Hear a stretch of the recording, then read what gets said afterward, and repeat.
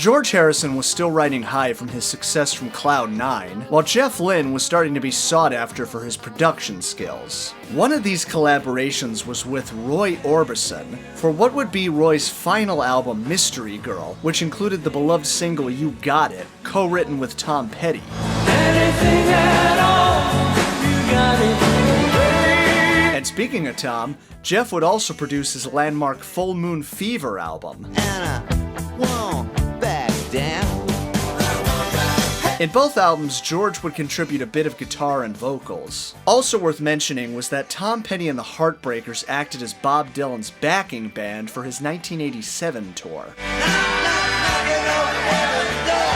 Apparently, the Traveling Wilburys was kind of a joke that George and Jeff talked about forming until it became a reality by complete accident when the record company asked George for a B-side to This Is Love. A chance meeting with Jeff and Roy led George to write a song specifically with Roy's voice in mind. I went round to Tom Petty's house to pick up my guitar, and he said, "Oh, I was wondering what I was going to do tomorrow." And we called Bob and we said, "Can we use your studio today?" And he said, "Yeah." In truth, George always wanted to form a supergroup with Bob, which is kinda odd to me. As much as I love Bob Dylan, I've never really thought of him as someone who collaborates well with other people, unless you count the band, but they were his backup group. Still, Bob seemed enthusiastic about the project, at least as enthusiastic as Bob is able to appear. So it's funny how this famous supergroup was really just a bunch of friends getting together for a jam session. That's why the Traveling Wilburys stuff has kind of a relaxed, fun vibe to it. George brought his new song in and everyone started contributing lyrics. And they were saying, "Well, what's it about? What's it called?" And I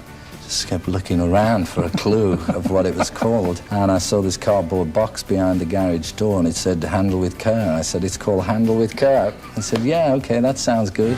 Being beat up and battered around. This is one of the essential George Harrison songs. A driving beat, a signature 12-string guitar riff, a lively vocal and melodic slide solo, all the essential ingredients for a Harrison classic. But what absolutely makes this song shine is that gorgeous chorus sung by Roy Orbison, whose voice just lifts the song into euphoria. I'm so tired of being lonely. The next section, featuring Tom Petty and Bob Dylan, Jeff and Roy the second time around, makes for a nice counterpoint. This is actually a favorite of ours in the Something show, getting to sing all the different parts.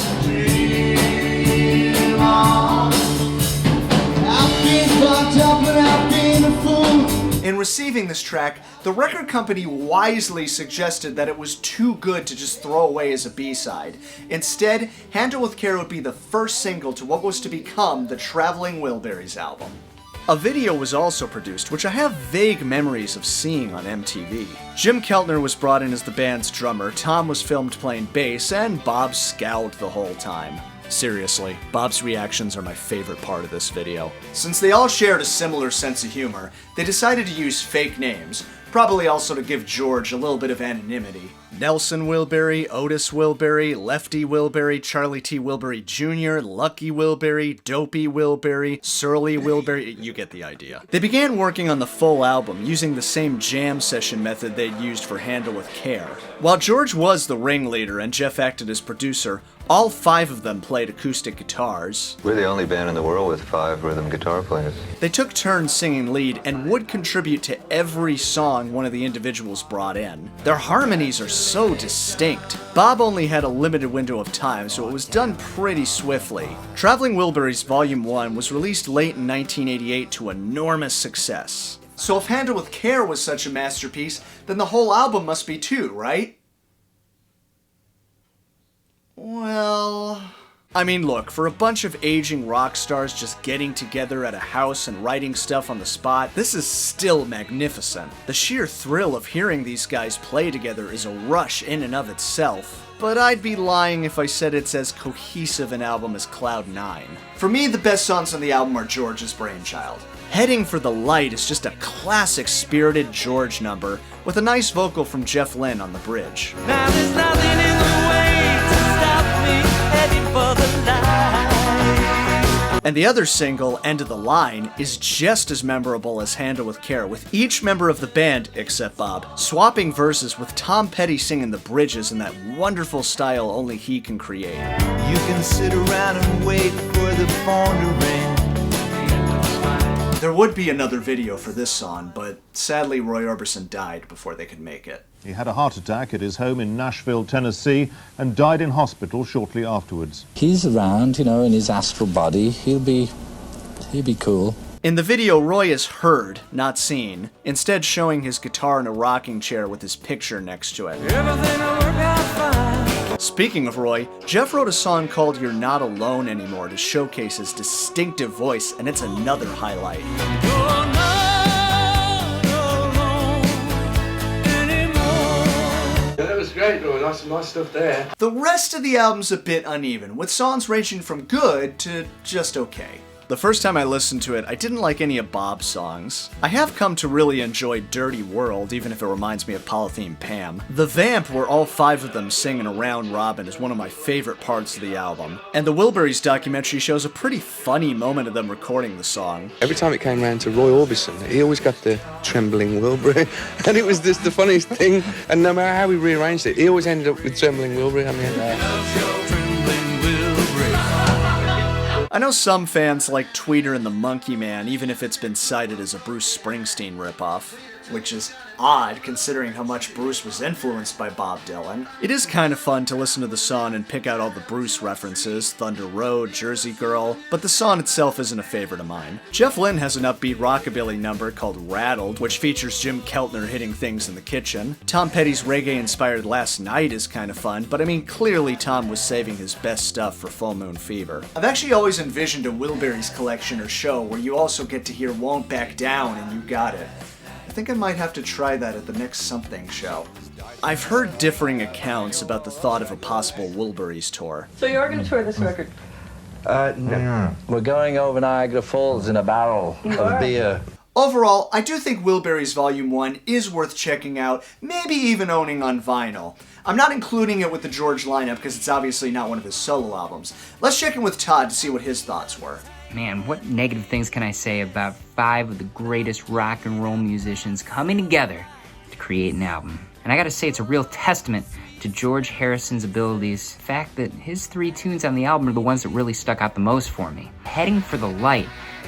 What a catchy little ditty that tune is. I love the sax solo, the horn section. The harmonies on it are incredible. Definitely my favorite track on the album. Rattled, very Carl Perkins-esque. As a guy who plays in a rockabilly band, I really enjoyed that one. Roy Orbison, his vocals on Not Alone Anymore just give me goosebumps every time. The one stinker on the album for me, Dylan's Congratulations. I would have taken that out of there and maybe put in Harrison's B-side, Maxine. Volume 1, definitely a must listen. That one's a goldfish. Curiously though, despite Roy Orbison's passing, George was keen to continue. Which honestly, I feel like Roy's voice was such a big part of that record that no Roy equals no Wilburys. There were rumors that Del Shannon was going to replace Roy, but sadly he died before they started work on the next record. The 4 surviving Wilburys recorded a cover of Nobody's Child, a song George had recorded with the Beatles and Tony Sheridan back in 1961, for Olivia Harrison's Romanian Orphans charity. A nice gesture back then, but it's nothing special to listen to now. The intentionally mislabeled Traveling Wilburys Volume 3 is a very different album, capturing more of a retro rock and roll feel. You can hear that on the rocking opening She's My Baby, which features Gary Moore on guitar, and Wilbury Twist, maybe the best known tune on the album.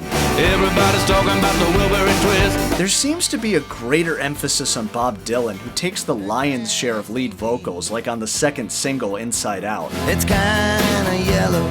But it's actually George's bridge that shines on the song in the same way Roy does on Handle with Care. Take care when you are breathing. Unfortunately, George doesn't have a lot of moments like this on the record outside of a few slide solos. He does pull out his sitar on The Devil's Been Busy, which lends itself to some nice textures and a solo. Roy's absence on this record is definitely felt. I think his voice would have worked really well for a 50s, 60s throwback record. New Blue Moon is actually my favorite tune on the album. The harmonized verses from George, Jeff, and Tom are gorgeous. Looking for a new blue moon.